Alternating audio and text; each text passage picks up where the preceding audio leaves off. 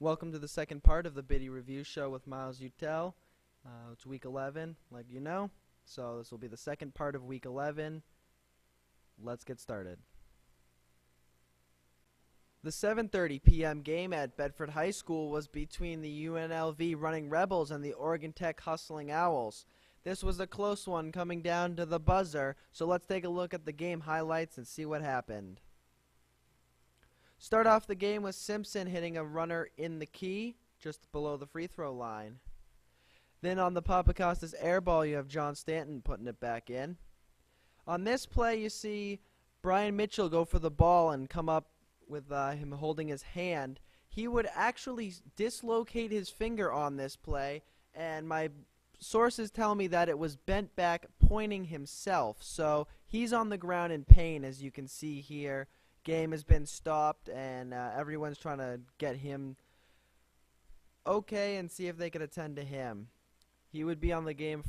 He would be out of the game for the rest of the day and would be on the floor for a while. They would eventually get back to playing, though.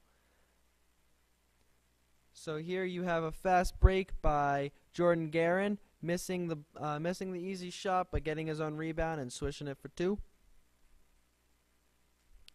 Then Simpson picks up the ball, finds Taylor Grande, and then back to Simpson. Great ball movement by the Running Rebels in this game.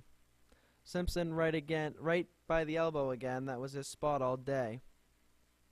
Then Grande would find George Mokas, and then off the pick and roll, he would find the killer, Nick England, with the swish from deep. Can't leave him open. Then Jimmy Heald for the Owls would drain a three right there. He played great for them. Max McKee would force up an air ball right here from too far, but picked up by his teammate and put in for two. Nice drive right here by Taylor Grande, flipping it in for a beautiful running floater. Then Stanton would find McKee in the corner, who would get absolutely stuffed by Andrew Simpson. Nice defensive play by Simpson. Then Larrabee finds a wide-open George Mokas, who nails a three.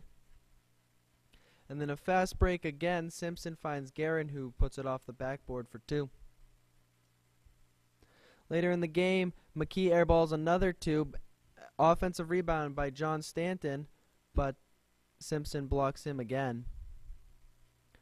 Then Larrabee finds Nick England from very deep, who swishes it again. Late in the game, Larrabee drives to the hoop and picks up a and one. Nice move for him.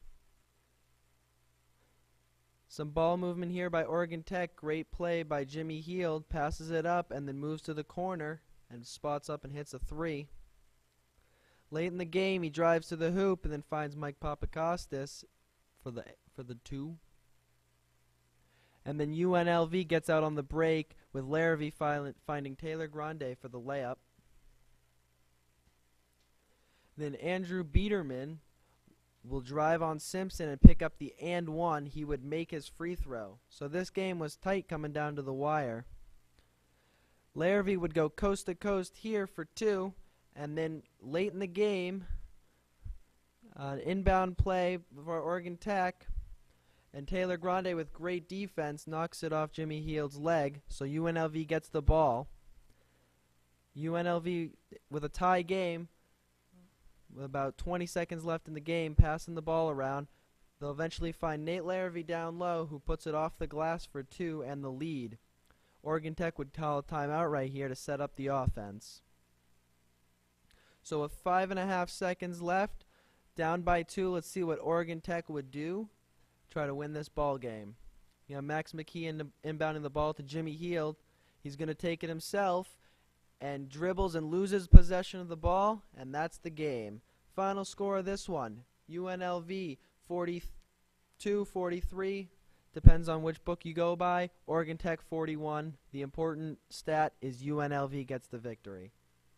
The 8:30 game at BHS was between the Michigan State Spartans and the Arkansas Tech Wonder Boys. The Spartans killed the Wonder Boys 85-40, and no one decided to film the game because no one really wanted to show up and watch the Wonder Boys get crushed. So no one showed up, and no one filmed, so we're just going to show you the final score. Now, on the other hand, before we go to the last game, I've got a brief clip of Steve Galante, courtesy of Jordan Dempsey. This clip will be of Steve when he was a freshman. Yeah, like 5 hours here is really hard. Yeah, like 5 hours here is really hard. Now that that's out of the way, let's get to the game. This game for the Camels was all Miles Utel and Andy Lalonde.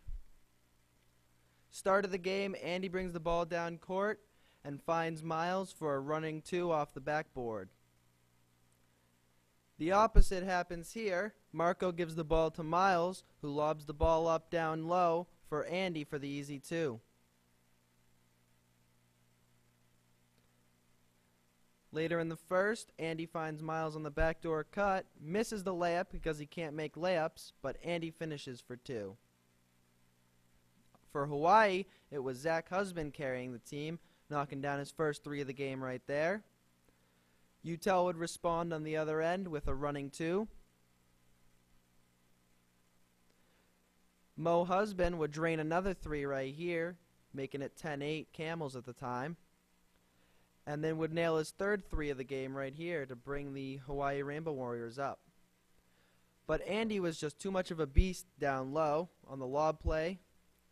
Skilton with the long 2 to counter Andy. Skilton did his best while Utel was not in the game. He really took advantage of that, nailing the long 3 right there off the pick and roll. Utel would respond with the running shot right there for 2. And then would rise up and hit the 3 using the bank, as apparently the bank is open. Fast break, Rizos finds Andy. Hawaii just had no one big enough to stop Andy down low. And then on the fast break, Skilton gets swatted by Ryan Mossman. Here in the fourth quarter, with the Camels up a bunch, they find Matt Johnston on the mismatch down low against Conrad Lee. And then at the end, the inbound play from Utel to Lalonde. Final score of this one, Camels 52, Hawaii 37. Thanks for watching this week's review show. Stay tuned for playoff reviews and more playoff previews. Thanks for watching.